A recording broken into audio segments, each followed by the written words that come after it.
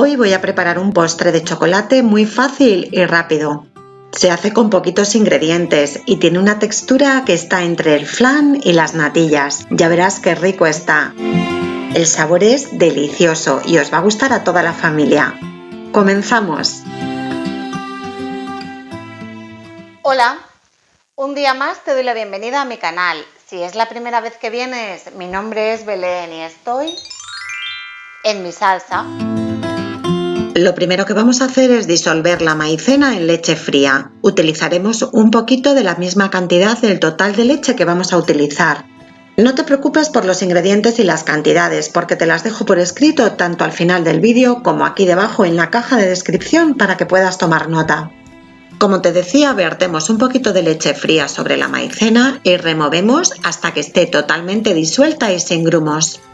Una vez que esté bien disuelta, apartamos y reservamos para después. Ahora vamos con el paso siguiente. En un cazo vamos a verter el resto de la leche, una cucharada de extracto o aroma de vainilla. Esto es opcional, pero le da un gustito muy rico. Ahora le añadimos el azúcar y removemos un poquito para que ésta se vaya disolviendo. De momento el fuego no está encendido, estoy mezclando todos los ingredientes en frío. Una vez que ya hemos removido un poco y se ha disuelto el azúcar, le vamos a añadir el cacao. Ojo, porque este ingrediente es cacao desgrasado puro en polvo. No hay que confundirlo con el cacao soluble tipo Colacao, Nesquik que utilizamos para los desayunos. También removeremos para mezclar hasta que esté totalmente disuelto. Por último le añadiremos la maicena que habíamos disuelto anteriormente en la leche. Y una vez más removemos muy bien hasta mezclar todos los ingredientes de forma que queden totalmente integrados. Y mientras que remuevo un poquito, aprovecho para pedirte que si no lo has hecho todavía, suscríbete a mi canal. Todas las semanas publico recetas muy ricas y facilitas como esta. Y una vez que ya tenemos los ingredientes muy bien mezclados, verás que queda una textura muy líquida. Pues ahora es cuando vamos a encender el fuego para calentar la mezcla. Lo vamos a poner a temperatura media. Por ejemplo, mi placa tiene 10 niveles y yo lo he puesto en el 5. Y es importante no dejar de remover, porque esta mezcla si no se nos puede pegar al fondo.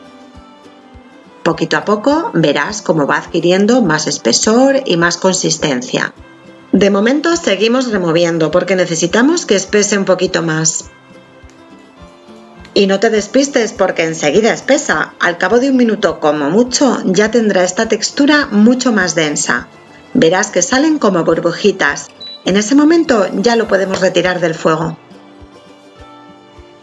Y una vez retirado del fuego, enseguida hay que verterlo en los recipientes donde lo vayamos a servir. Antes de que enfríe, esto es importante.